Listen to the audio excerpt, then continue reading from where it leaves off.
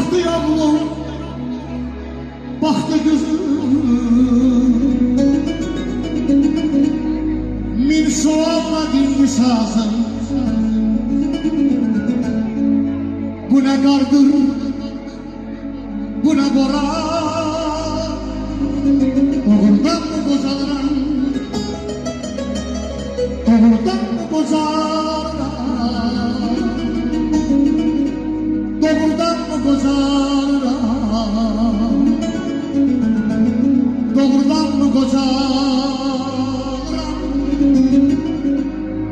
Öten günler dönmez geri,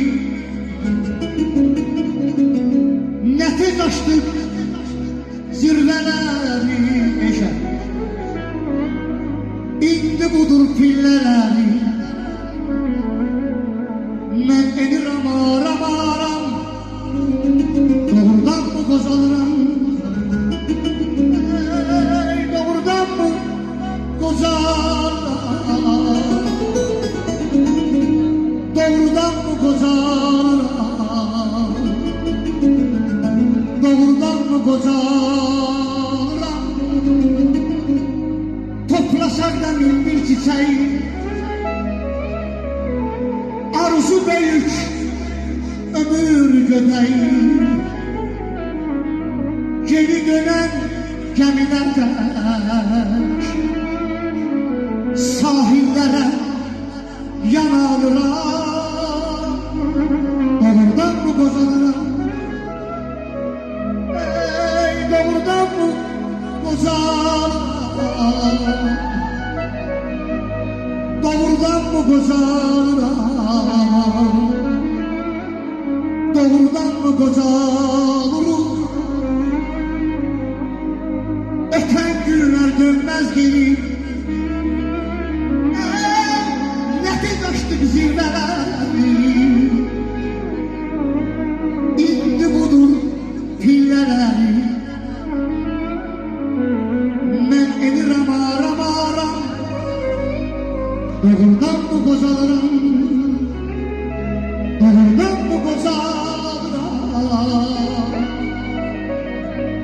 doğrudan mı kozalıram, doğrudan mı kozalıram. Deyirəm ey zamanlık sənə güman bağladım, sen değiştin, yarım sinə dağladın. Çox dostları dözə bilmədi, ağladı. Niye düştün ahuzara sasları? Deyirəm şu zamanlar indi özün öyəndə,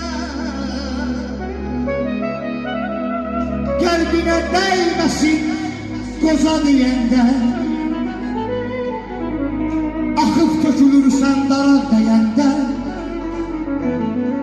bir yüzü yağ, bir yüzü qara sasları.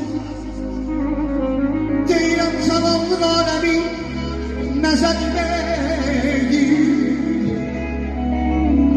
qocalıq aləmi əzgi verdi. Hər nadanın sözü qəlbinə dəydi, Arif aranadan hara sasları, Arif aranadan hara sasları. Düz çıkmadı ehtibara sasları, rəhm etmədi bu canıma sasları. Düz çıkmadı ehtibara sasları. Deyirəm ben fəxr edirəm öz sənətimlə,